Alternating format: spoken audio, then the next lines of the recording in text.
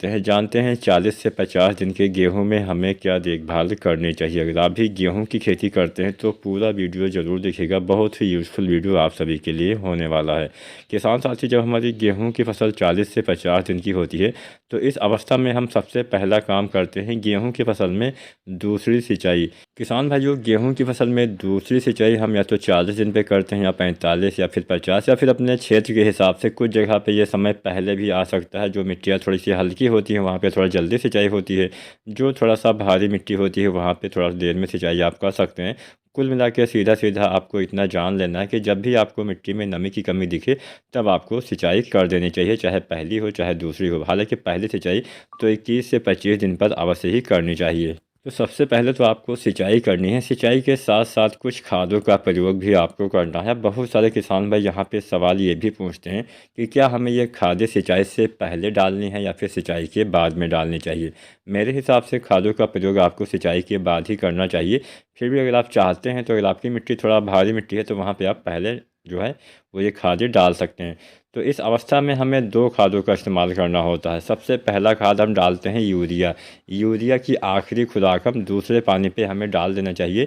यहाँ तक कि यूरिया की जो समस्त मात्रा हमें देनी होती है वो 50 दिन के अंदर, 50 से 55 दिन के अंदर ही आपको डाल देना चाहिए। बहुत देर में डालेंगे तो उतना अच्छे से लाभ नहीं मिलेगा। संपूर्ण जो मात्रा हम डालते हैं लगभग 102 से 103 किलोग्राम आपको अपने गेहूँ की संपूर्ण फसल अवधि में यूरिया देनी होती है। तो यूरिया हम 3 भागों में बांट के देते हैं। पहली बार हमें बुआई के समय 25 केजी यूरिया डालनी चाहिए। दोबारा से हमें पहले पानी पे लगभग 40 किलोग्राम यूरिया डालनी चाहिए और उसके बाद में हम दूसरे पानी पे फिर से 40 केजी यूरिया डालते हैं। इतनी मात्रा पर्याप्त रहती है। अगर आप इस समय डाल देते हैं अच्छा लाभ आपको देखने को मिल जाएगा। तो पहली खाद आपको डालनी है यूरिया। दूसरी खाद आपको डालना है पोटास। पोटास का प्रयोग भी आपको करना चाहिए। बहुत सारे किसान भाई गलती ये करते हैं कि अपने गेहूँ में वो पोटास का इस्तेमाल नहीं करते हैं। मैं ज़्यादातर देखता हूँ जो गाँव वाले किसान भाई हैं, जो मतलब बहुत पिछड़े वाले क्षेत्र के किसान भाई हैं जिनको अच्छे से नॉलेज नहीं है, वो क्या करते हैं कि केवल यूरिया खाद डालते हैं या फिर डीएपी वगैरह डालते हैं। बाकी उन्हें खादें पता ही नहीं होती हैं कि हमें क्या देना है क्या नहीं देना है। तो पोटास की पूर्ति के बिना कभी भी आपको अच्छा और ज़्यादा उत्पादन नहीं मिल पाएगा। पोटास से क्या होता है, पोटास के तो वैसे बहुत सारे कार्य होते हैं। पोटास तने को मजबूत करता है। पोटास आपके पौधे में रोग प्रतिरोधक क्षमता में विकास करता है। पोटास आपके दाने बनने में मदद करता है। बालियों की साइज़ लंबी होती है। पोटास से दाने में चमक आती है, दाने में वजन बढ़ता है, फूल फल बनने में हेल्प करता है। तो पोटास क्या करेगा, आपकी जो बालियाँ निकलती हैं बालियों की साइज़ में वृद्धि कर देता है।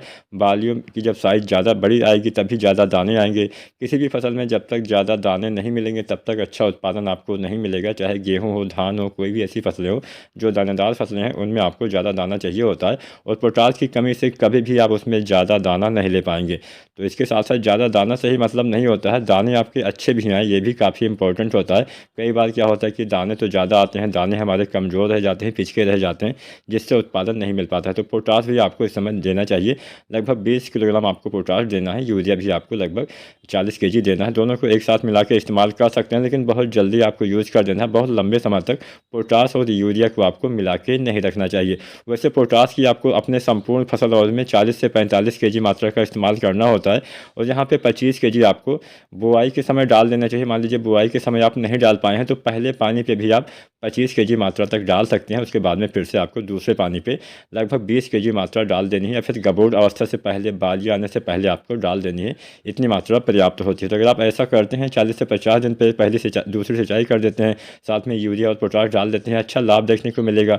अच्छे लंबी बालियाँ आएंगी, ज़्यादा उत्पादन आपको देखने को मिल जाएगा। वीडियो पसंद आई हो लाइक करना, कोई सवाल कोई सुझाव हो नीचे कमेंट करना मत भूलिएगा। धन्यवाद।